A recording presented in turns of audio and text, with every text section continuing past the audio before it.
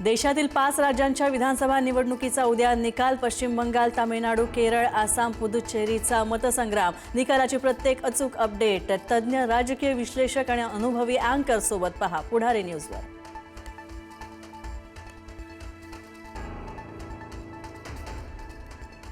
बारामती आणि राहुरी पोटनिवडणुकीचा उद्या फैसला होणार। बारामतीमध्ये उपमुख्यमंत्री सुनेत्रा पवार तर राहुरीमध्ये अक्षय कर्डिलेंची प्रतिष्ठा पणाला।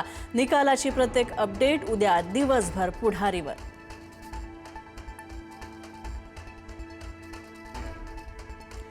नसरापूर अत्याचार प्रकरणाचा तपास एसआयटीकडे। एसआयटीच्या 6 जणांच्या टीममध्ये 2 महिला अधिकाऱ्यांचा समावेश। पुणे ग्रामीण पोलिसांच्या वरिष्ठ अधिकाऱ्यांचाही समावेश।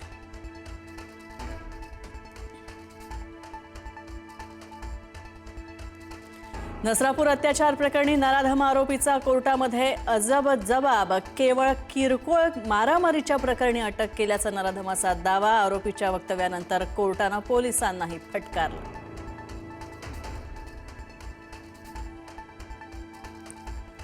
माझ्या मुलीला न्याय मिळेपर्यंत नेते मंडळींनी आम्हाला भेटायला येऊ नये। नसरापूरच्या पीडितेच्या वडिलांची विनंती। पुढारी येऊन फक्त फोटो काढून राजकारण करत असल्याचं वक्तव्य।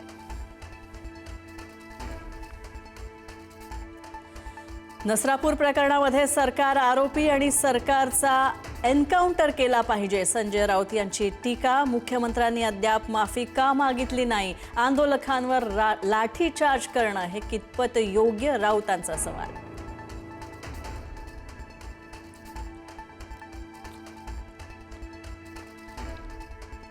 नसरापूर प्रकरणाची राष्ट्रीय महिला आयोग आणि बाल हक्क संरक्षण आयोगाकडून गंभीर दखल। आरोपीला जास्तीत जास्त कडक शिक्षा झाली पाहिजे यासाठी प्रयत्न करणार।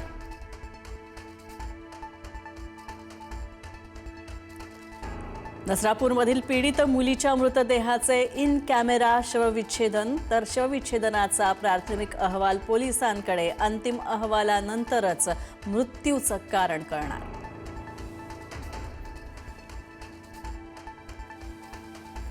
पुण्याच्या चाकडमध्ये 11 वर्षीय मुलीचा विनयभंग। परप्रांतीय नराधमाच्या पोलिसांनी आवळल्या मुसक्या। 32 वर्षीय आरोपी अरुण मिश्रा पोलिसांच्या ताब्यात।